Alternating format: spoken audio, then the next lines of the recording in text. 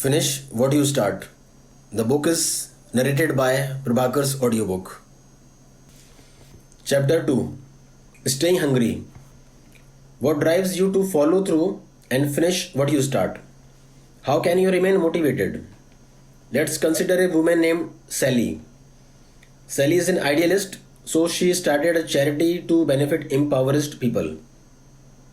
What she did not anticipate was the influx of challenges that came along with her endeavor. She did not realize that working in a non-profit setting still counts a business and that her work would involve far more business than just helping people. Whenever she encountered a challenge in procuring funding, competing with other charities for donations and grants, and creating marketing to incite interest in her cause, she felt overwhelmed. Why is it so hard to get people to care about other people? She asked herself. Pretty soon, Sally became completely disinterested in her work. It just carried with it too many negative feelings and associations. She hated writing grant letters and attending charity events. It took only a few months for her to give up on a cause that she cared deeply about. Other people wondered why she stopped working for something that meant so much for her. A key to Sally's failure was her inability to anticipate and plan for negative aspects of her foundation. She imagined doing more to help people and working less to procure funding because she relied solely on her goal to give her the motivation to follow through. She did not give herself anything to actually help her defeat the negative aspect of the business side of her foundation. The real problem that Sally had, however, was failing to find a true source of motivation. She needed to have found a true source of motivation to help carry through the discouraging effort of the negatives.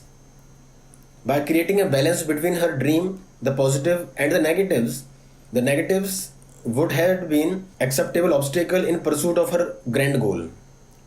She could have also kept her motivation alive by reminding herself of why she undertook this project in the first place and how each thing she did, even the task she hated, led to the fulfillment of her idealistic dream. Sally is a great example of how you can just count on your passion for something to lead you to follow through. Sometimes we don't just care about what we are doing and thus we don't follow through. We lose esteem because of disinterest. That's understandable. But even caring about something is not always the key to follow through. Sometimes, even for things we care about, we still can't follow through because we lack a drive to push us forward. This lack of drive is caused by massive disconnect between three important aspects. That the things we care about represent, the positive benefits we receive from our action, and the negative consequences we can avoid related to our cause. When we lose steam, we aren't tied closely enough to any of those aspects, which come together to create motivation. What is motivation? Things that really matter to you and are near and dear to your heart. Things that make you actually want to work towards your goal. Things that not only drive you but also discourage you from giving up. On top of that, you have to minimize negative consequences involved with your work and simultaneously maximize the positive benefits that you receive. There are many ways to define the concept of motivation, but an effective framework to view them through is external and internal motivations. External motivators. External motivators entail using sources beside yourself as motivation to do something. They are other people or circumstances that drive you to action. You are doing something to avoid a negative circumstances or earn a positive circumstance from people and things outside of you. More typically, external motivators are about avoiding negative consequences.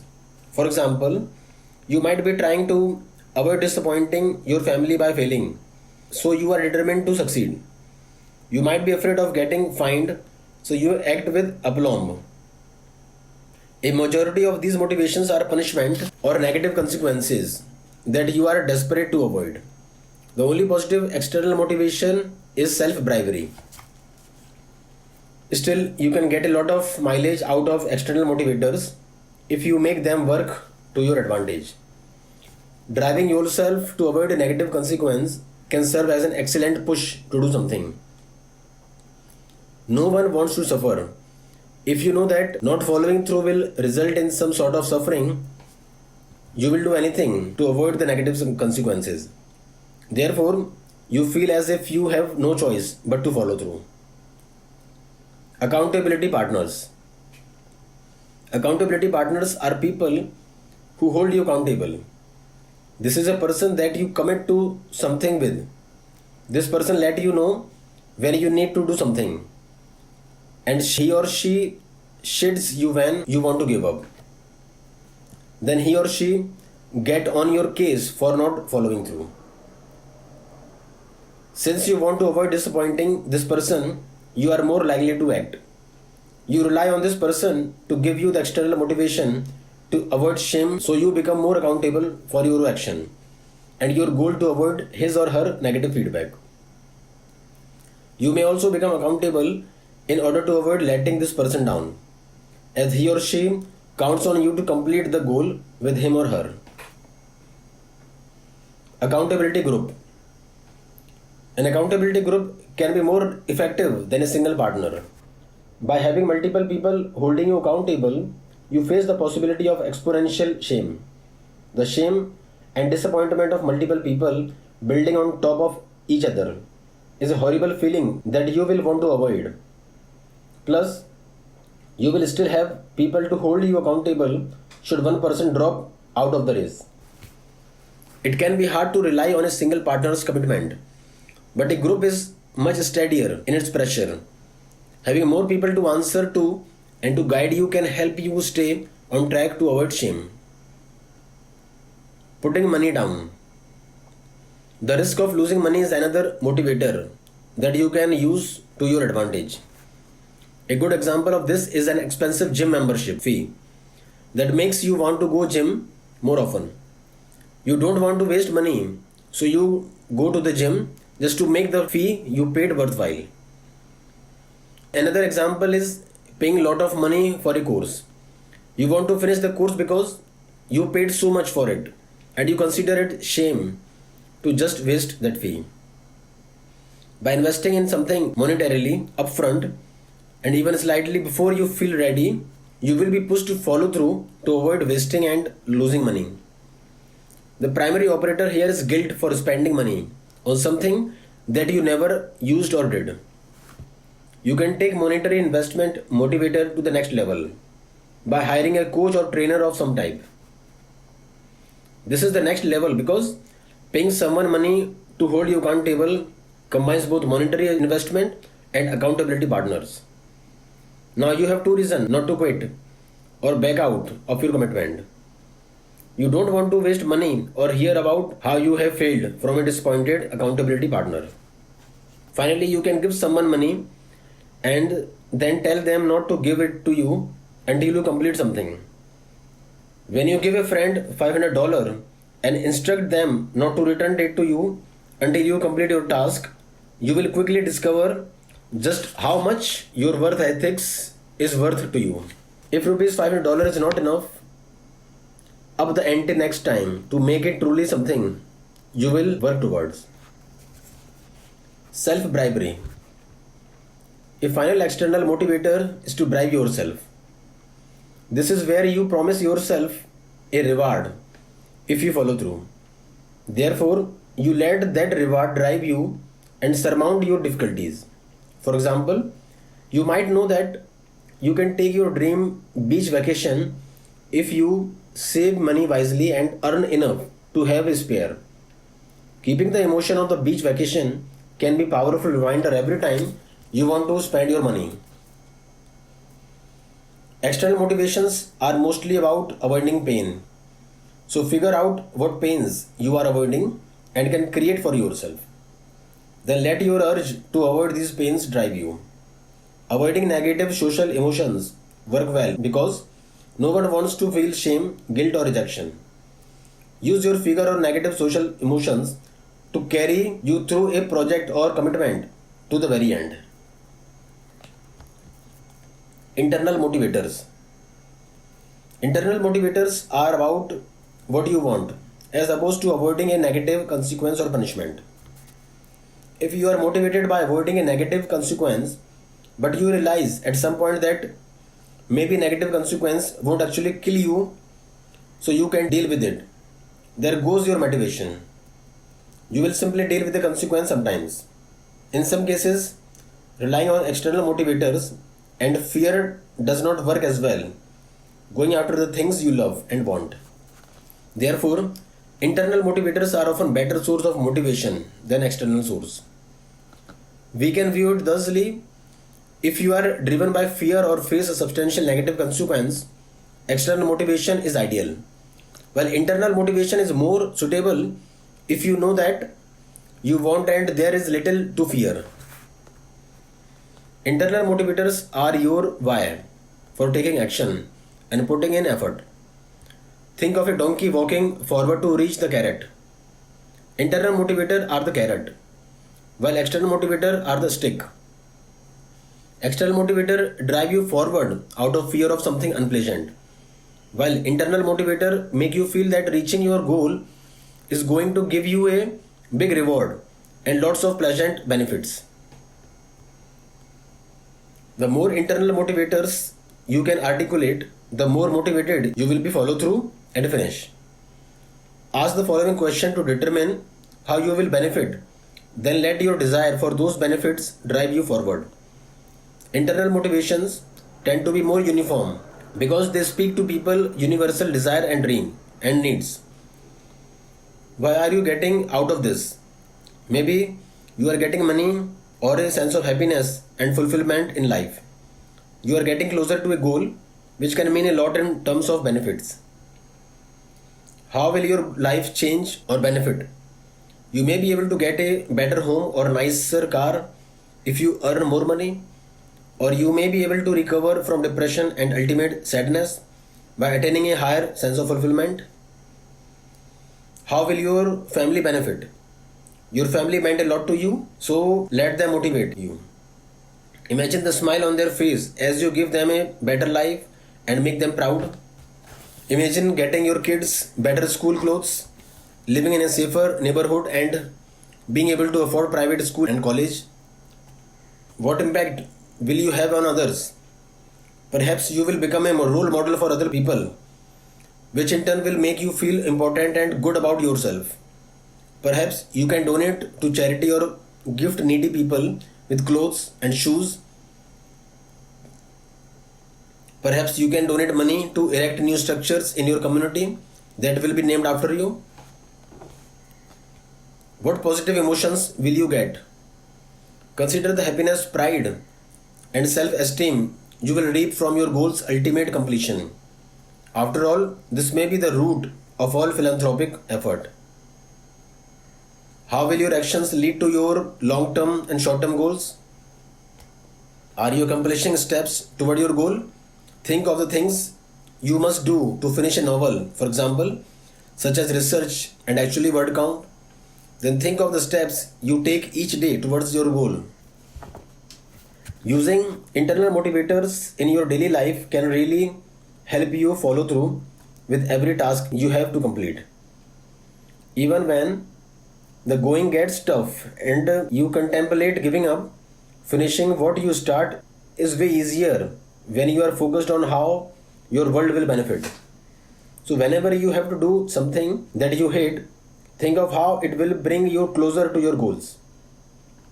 Or whenever you find yourself bored or tired while working on your goals, consider how great you will feel when you finish. Every day, review your goals and why you want to complete them. Then let them fill with motivation to drive you forward towards project completion. Answer the above questions and consider writing them down somewhere. Review the answers periodically to remind yourself why you want to change or improve your status quo. Understand opportunity cost. Following through and finishing what you start will always call for sacrifice. You have to spend money, expend effort, and give up time that you could use for doing things you love in order to commit to things you have to complete.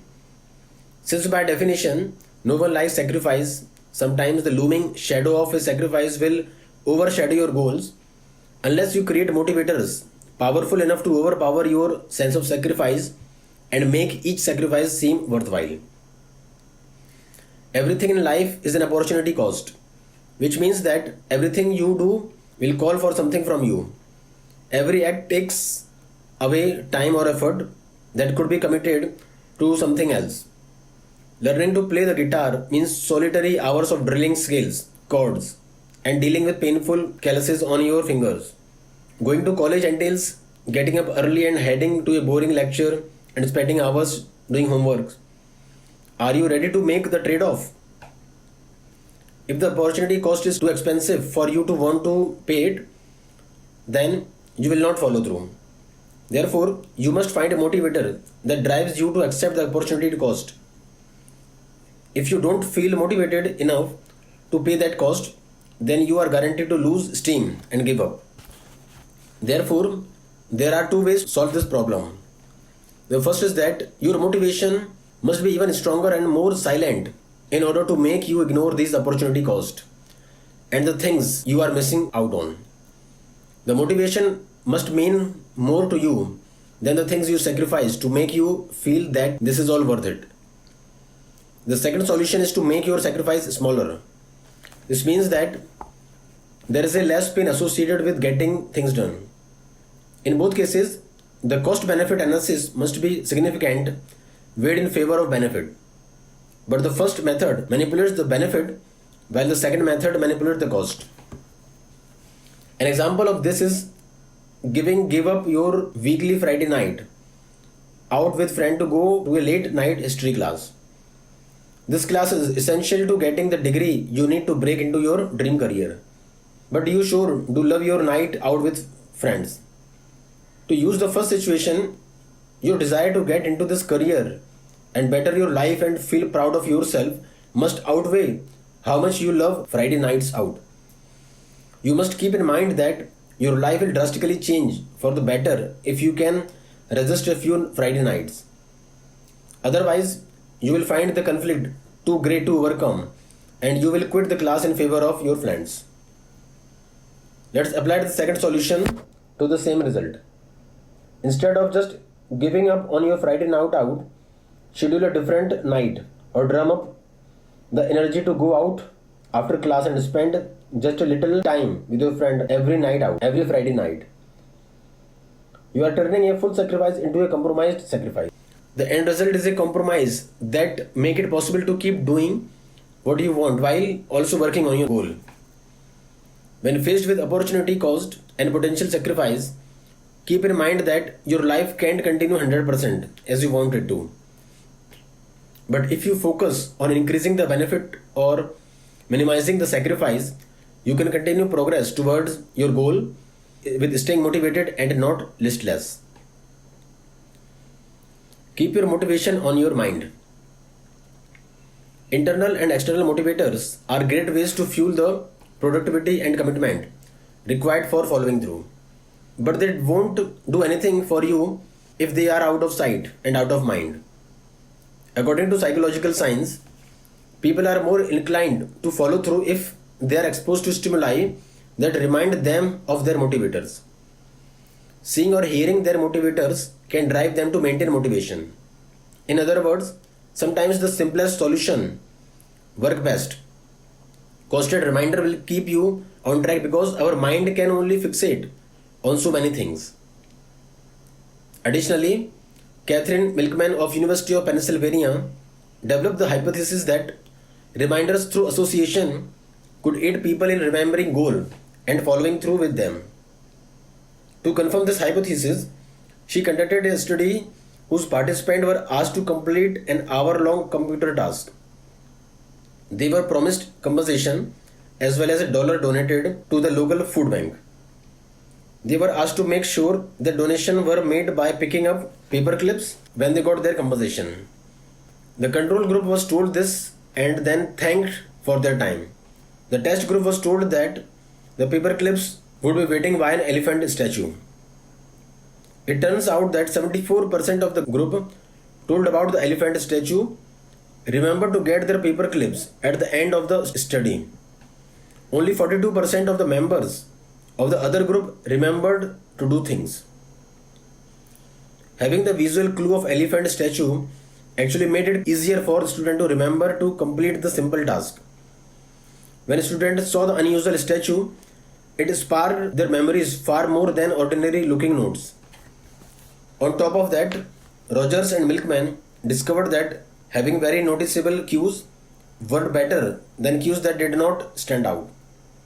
For example, a written reminder did not remind study participant as well as a visual cue, such as one of the aliens from Toy Story. Therefore, the best way to make motivators work for you is to expose yourself to them. You can use cue to help prompt you to keep your motivation in mind and thus to follow through. However, these cues also need to stand out to you. For instance, use loud, vivid images that you can't ignore or employ other sense and include sounds, texture and scents. Include a picture on your desk of your child to remind you to keep working towards your dream for a better financial future for your family. But make the picture frame smell of your child's shampoo or your spouse perfume or cologne. To emphasize, we aren't just talking about visual aids of putting post-its everywhere. The cues we can use can be spread across our five senses in imaginative and creative ways. However, be sure to move and change these cues around every few days so that you do not become too accustomed to them and start to ignore them as part of background noise of your life. Finally, you can also write your motivators down every few days with different phrasing. Again, be sure to change them up to avoid getting too used to them. The act of creating the cue each repeatedly helps to keep motivation firm and fresh in your mind. Takeaways. How do we stay hungry and motivated? By delving deep and really asking what internal and external motivators you have at your disposal, a task that is rarely performed. External motivators are when we leverage other people, place and things to push us into action. For the most part, these are when we want to avoid negative consequences involving other people, places and things. These methods include accountability partners and groups, putting money down upfront, and self-bribery. Internal motivators are when we look at how we stand to benefit and improve our lives. These are universal needs, drives, and desires that are easy to lose track of. The easy way to find these is to answer a set of questions that directly ask things such as how am I going to benefit from this and how does my life stand to improve from this? It's only through answering these questions that you realize what you are neglecting. Anything we want to accomplish has an associated opportunity cost. We must sacrifice. Even if we are sacrificing our ability to lie on the couch and watch television, we can deal with this mental obstacle by planning with the cost to benefit ratio. So the cost is minimized or the benefit is maximized. Motivation has been shown to work best when we are reminded of it. Otherwise, out of sight, out of mind. Thus, you should have cues that remind you of your motivations all around you. But make sure to keep them distinct and memorable. Use all five senses, even taste, and make sure to change and switch them periodically to avoid growing used to them and forgetting them.